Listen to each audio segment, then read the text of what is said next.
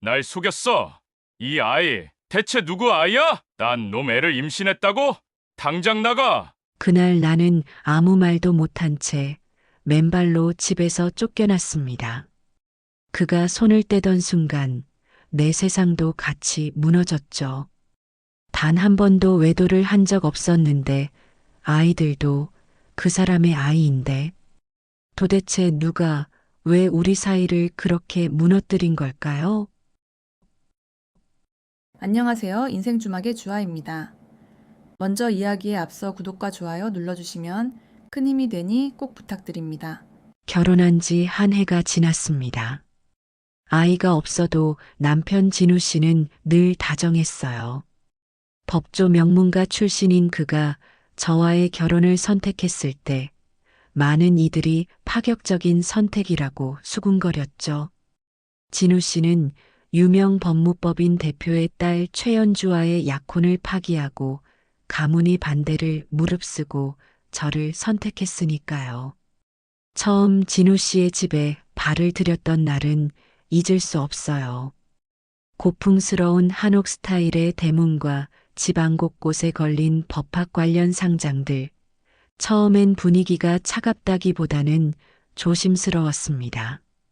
제 평범한 출신을 의식하지 않으려 했지만 대대로 법조인만 배출한 가문에서 진우 씨가 결혼 상대마저 평범한 사람으로 선택하자 어른들의 손해는 분명 복잡했을 테니까요. 시간이 지나며 어른들도 저를 받아들였습니다.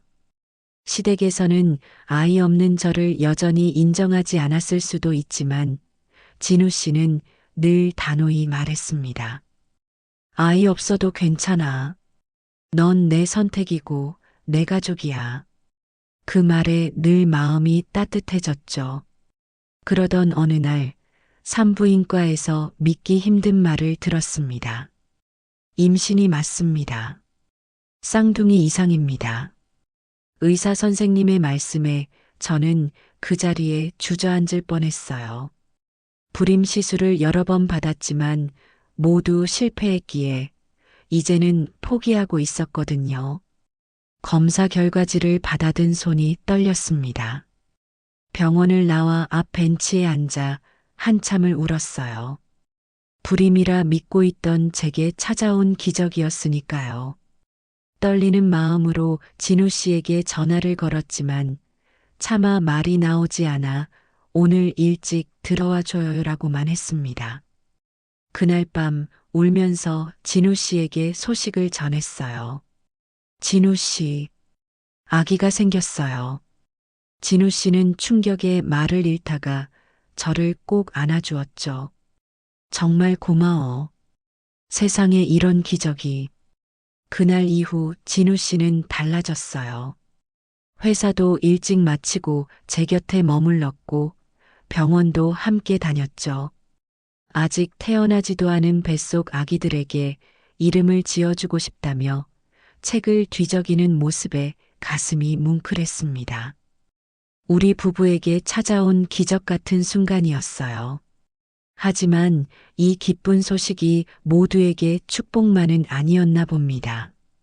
진우 씨의 전 약혼녀 최연주에게도 이 소식이 전해졌더군요. 나중에야 알게 됐지만 그녀는 내심 분노하고 있었어요. 결국 저 여자가 진우의 아이까지 가지는 거야?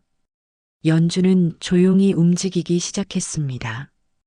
병원 간호사 출신의 대학 동창에게 연락을 취했어요. 확인 하나만 해줘. 아주 작은 부탁이야.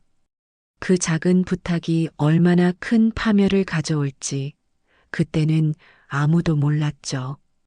하지만 그런 불안을 털어내며 진우 씨와 함께 아기들의 미래를 그려나가는 시간은 정말 행복했어요.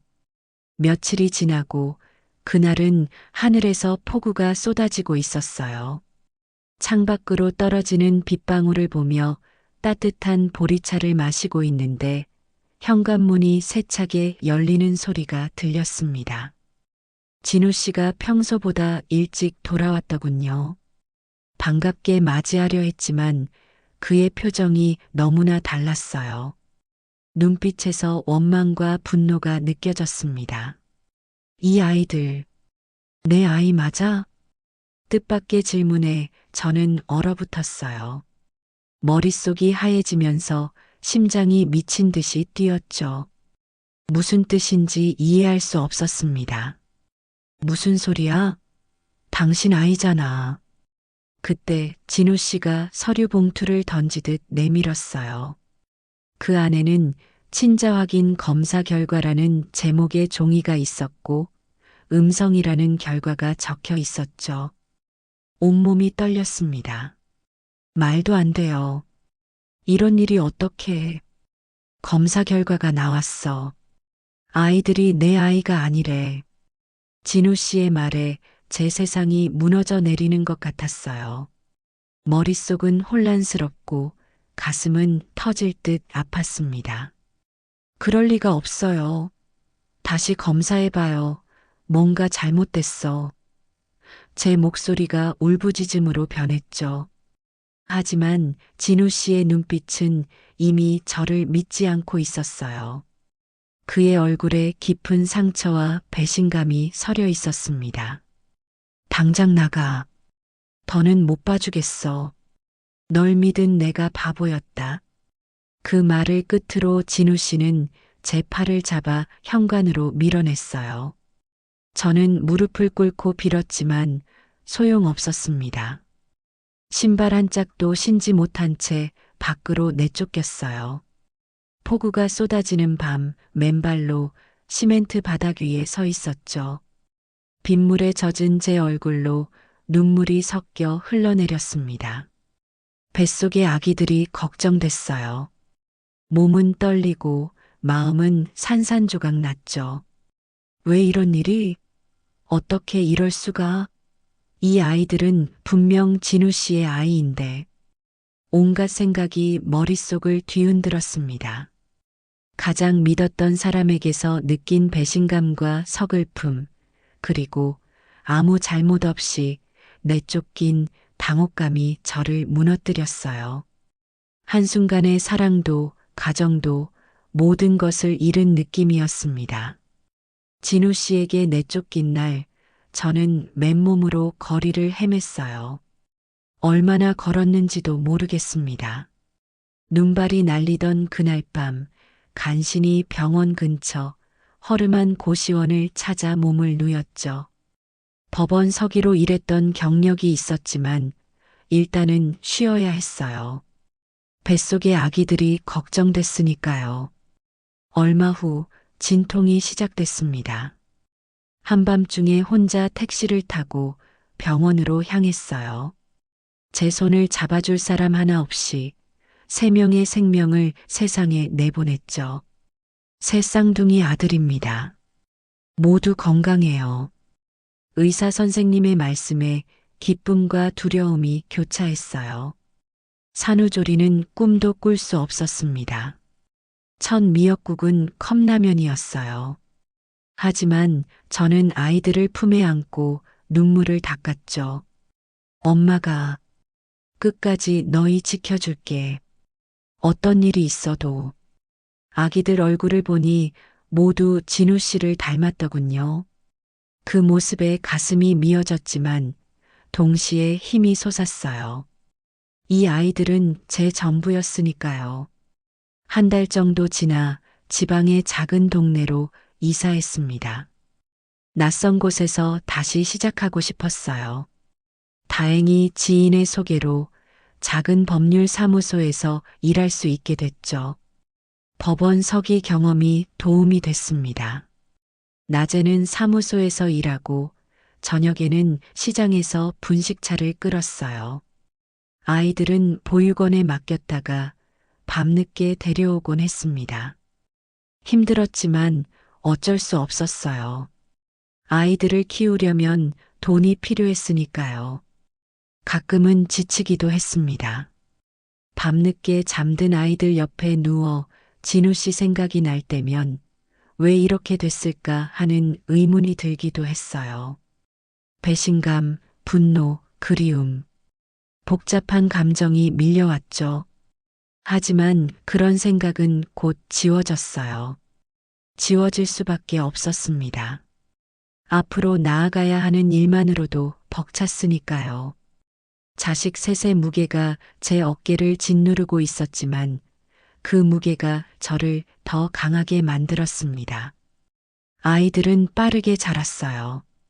셋 모두 총명하고 밝은 아이들이었죠. 진우 씨를 닮아 똑똑했습니다. 그런 모습을 볼 때마다 저는 다시 일어설 힘을 얻었어요. 이 아이들을 위해서라도 저는 꺾이지 않을 거였습니다. 무려 열해가 흘렀습니다. 새 아들들은 어느덧 초등학교에 다니는 나이가 됐어요. 셋 모두 학교에서 우등생이었죠. 그런 아이들을 보면 자랑스러우면서도 가슴 한편이 아렸습니다. 엄마, 나 커서 변호사 될 거야. 큰아들 지우가 어느 날 학교에서 돌아와 말했어요. 저는 그 말에 가슴이 철렁했지만 아이를 꼭 안아주며 말했죠. 그래, 우리 지우 꼭 변호사 될 수 있을 거야. 세 아이 모두 진우 씨를 빼닮았어요. 특히 머리카락이 유난히 밝은 갈색이었죠. 진우 씨 집안의 유전이라고 했던 그 특징을 세 아들 모두 그대로 물려받았습니다. 눈매며 눈썹도 진우 씨와 똑같았어요. 가끔 아이들의 뒷모습을 보면 진우 씨가 서 있는 것 같아 깜짝 놀라기도 했죠. 커가며 점점 진우 씨를 닮아가는 모습에 너무 사랑스러운 내 아이들인데 한편으로는 진우 씨 생각이 나서 가끔 씁쓸하기도 했어요. 하지만 그런 마음은 금세 추스르고 앞만 보고 달렸습니다. 밤에는 추가 일을 하고 낮에는 법률사무소에서 일했어요. 일 잘한다는 평판이 자자해 월급과 진급도 금세 올랐죠. 그래도 한참 먹을 아들 셋을 키우려면 한참은 모자랐습니다. 저는 제 몫을 항상 떼서 어린 아이들 먹이는 데에만 온 힘을 썼어요. 어려운 형편에서도 한 번도 아이들 앞에서 눈물 보이지 않았습니다. 항상 당당하게 생활했어요. 아이들에게는 또한 온화한 어머니로 새 아들과 친구처럼 지냈죠. 밤늦게 집에 돌아와도 아이들 숙제를 꼭 봐주고 주말이면 공원에 데려가 함께 놀아주었습니다. 둘째 지석이와 막내 지호는 과학에 관심이 많았고 큰아들 지우만 법에 관심을 보였어요. 고민도 많았지만 힘든 내색 한 번 하지 않았습니다. 오히려 아이들에게 더 밝은 모습만 보여주려 애썼죠. 엄마, 아빠는 어디 있어? 가끔 아이들이 물으면 저는 담담하게 대답했어요. 아빠는 멀리 있단다. 언젠가는 만날 수 있을 거야. 거짓말은 아니었습니다. 언젠가는 그런 날이 올 거라 믿고 싶었으니까요. 우리 넷은 작은 아파트에서 살았어요. 방 2개짜리 낡은 아파트였지만 아이들과 저에겐 충분했습니다. 아이들은 한 방을 쓰고 저는 거실 소파에서 잤어요. 좁았지만 따뜻했습니다. 무엇보다 아이들의 웃음소리로 가득한 집이었으니까요. 법률사무소 일이 끝나면 저는 피곤함을 뒤로하고 아이들의 학원 숙제를 봐주었습니다. 세 아이 모두 똑똑해서 공부를 잘했지만 엄마의 관심이 필요했죠. 때로는 세 아이를 한꺼번에 챙기느라 허리가 끊어질 것 같았지만 그들의 미소를 보면 모든 피로가 눈 녹듯 사라졌어요. 법조계 행사가 있던 날 나는 최연주를 마주쳤다. 강진우 변호사님?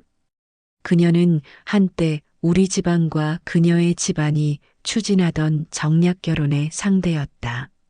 하지만 난 은희를 선택하며 그 약혼을 파기했었지. 오랜만이에요, 강 변호사님. 그녀의 목소리는 여전했다. 자리를 옮겨 술이 몇 잔 오갔다. 연주는 내게 큰 로펌으로 옮길 생각은 없는지 물었고 나는 지금 회사에 만족한다고 대답했다. 여전히 철없이 고집스럽네요. 그때도 그랬잖아요. 내가 아니라 그 여자를 선택했을 때처럼. 왜요? 아직도 그 여자 생각해요? 그녀의 목소리가 날카로워졌다. 그 여자가 당신 버리고 다른 남자 아이를 가진 거 알면서도 다 지난 일 왜 꺼내? 좀 불쾌하네. 나는 피하고 싶었다. 열해가 지났지만 그 기억은 여전히 아팠다. 불쾌해요? 당신이 그 여자에게 속았다는 게 연주의 말은 계속 날카로웠다. 난 속은 게 아니야. 증거가 있었어. 내 목소리가 무겁게 가라앉았다. 어떤 증거요? 그 친자 확인서? 그녀가 비웃듯 말했다. 그건 어떻게 알지? 그 순간 의문이 들었다. 그 일은 극비에 붙였었는데 연주의 표정이 순간 굳었다. 그야.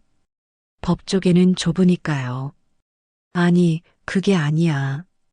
은희와 내 일은 누구에게도 말하지 않았어. 술 기운이 오른 상태에서 나는 그녀를 추궁했다. 연주는 점점 흥분했고 말다툼이 격해졌다. 좋아요. 내가 했어요. 그래. 그 친자 확인서 내가 조작한 거예요. 그녀가 폭발했다. 대학 동창이 그 병원에 근무했어요. 검사 결과를 바꾸는 건 어렵지 않았죠. 그 순간 내 앞에 있던 술잔, 테이블, 연주의 얼굴까지 모든 것이 흐릿하게 보였다. 귀에서는 윙윙거리는 소리만 들렸다. 숨을 쉴 수가 없었다. 그럼 그 아이들은 간신히 목소리를 내었다. 당연히 당신 아이들이죠. 아마 지금쯤 10살 정도 됐겠네요. 어떻게 그 자리를 빠져나왔는지 기억이 없다. 어떻게 택시를 타고 사무실까지 왔는지도 모르겠다. 그저 어느 순간 사무실 책상 앞에 앉아 있었다. 머릿속이 하얗게 변했다. 내가 방금 들은 이야기가 사실일까? 정말일까? 손이 떨려왔다. 내가 은희에게 무슨 짓을 한 거지? 죄 없는 은희를, 내 아이들을 그 추운 겨울밤에 내쫓았다. 나는 책상에 머리를 박고 오열했다. 소리 없이 몸이 찢어질 듯한 고통과 함께 내 자식들, 내가 단 한 번도 본 적 없는 내 피와 살. 그들은 지금 10살이 되었을까? 학교는 다니고 있을까? 어떤 얼굴을 하고 있을까? 그리고 은희. 그녀는 어떻게 살아왔을까? 홀로 새 아이를 키우며 얼마나 힘들었을까? 내가 얼마나 큰 잘못을 저질렀는지 그제야 깨달았다. 다음 날 아침부터 나는 즉시 은희를 찾기 위한 수소문을 시작했다. 한 달이 넘는 수색 끝에 드디어 그녀의 흔적을 발견했다. 지방 소도시의 한 학교 앞 작은 포장마차에서 낡은 모자를 눌러 쓴 여인이 있었다. 그녀는 떡볶이를 집어 아이 셋에게 먹이며 조심히 먹어라고 말하고 있었다. 심장이 미친 듯이 뛰었다. 한 걸음 다가가자 그녀가 얼굴을 들었다. 은희였다. 내 입에서는 아무 말도 나오지 않았다. 눈앞엔 은희와 나를 똑 닮은 소년 3명이 있었다. 학교 앞 포장마차에서 그를 마주친 순간 숨이 멎는 듯 했어요. 세월이 흘렀지만 진우 씨는 여전했습니다. 다만 눈가에 깊은 주름이 새겨졌더군요. 아이들은 신기한 듯 그를 바라봤어요. 자신들과 닮은 어른을 보고 놀란 듯 했죠. 진우 씨는 무릎을 꿇고 아빠야. 라고 말하며 아이들을 안았습니다. 저는 차갑게 지켜볼 수밖에 없었어요. 열애 동안의 상처가 쉽게 아물 리 없으니까요. 그날 이후 진우 씨는 매일같이 찾아왔습니다. 제가 법률사무소에서 일을 마치고 나오면 항상 그곳에 서 있었어요. 때로는 아이들과 함께, 때로는 혼자서 늦게까지 일하는 저를 기다려주고 제가 저녁에 하는 식당 알바에도 찾아와 조용히 도와주었죠. 음료수도 건네주고 아이들과도 열심히 놀아주었어요. 엄마, 아빠랑 또 놀면 안 돼? 아이들의 말에 마음이 흔들렸어요. 그들에게 아버지가 필요하다는 걸 알았으니까요. 어느 날 밤 아이들이 잠든 후 진우 씨가 먼저 입을 열었습니다. 은희야, 정말 미안해. 그날 내가 했던 일, 평생 용서받지 못할 일이라는 걸 알아. 그의 목소리가 떨렸어요. 나는 매일이 고통이었어. 아이 얼굴 한 번 상상할 때마다 숨이 막혔어. 내가 정말 잘못했어. 진우 씨의 눈에 눈물이 고였습니다. 그 말에 갑자기 지난 열해가 파노라마처럼 눈앞을 스쳐 지나갔어요. 병원 앞 고시원에서 혼자 아이를 낳던 날 미역국 대신 컵라면으로 산후조리를 했던 나날들, 밤낮 없이 일하며 아이들을 키웠던 시간들. 제 눈에서 눈물이 흘러내렸습니다. 그건 제 자신을 향한 눈물이었어요. 그 어려운 시간을 견뎌낸 저 자신이 안쓰러워서요. 낮에는 법률사무소에서, 밤에는 식당에서 일하며 아이 셋을 키워낸 제가 문득 너무 대단하게 느껴졌습니다. 진우 씨는 제 눈물을 보며 고개를 더 깊이 숙였어요. 그의 어깨가 흔들렸습니다. 은희에게 용서해달라는 말도 할 자격이 없다는 걸 알아. 그래도 내가 얼마나 후회하는지, 얼마나 미안한지 알아줬으면 해. 당신, 그날 그렇게 날 내쫓았던 거 정말 후회돼요? 제가 물었어요.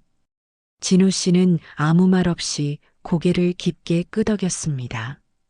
그의 눈물이 바닥에 떨어졌어요. 그날 밤 저는 조용히 진우 씨에게 말했습니다. 아이들이 당신을 아빠라고 부르기 시작했어요. 그 말 무겁게 들어요. 숨을 깊게 들이쉬고 말했죠. 나도 다시 한번 믿어볼게요. 진우 씨의 눈가에 눈물이 맺혔어요. 고마워. 정말 고마워. 은희야, 평생. 정말 평생 잘할게. 2번 다시 널 울게 하지 않을게. 그 순간 묘한 평화가 찾아왔습니다.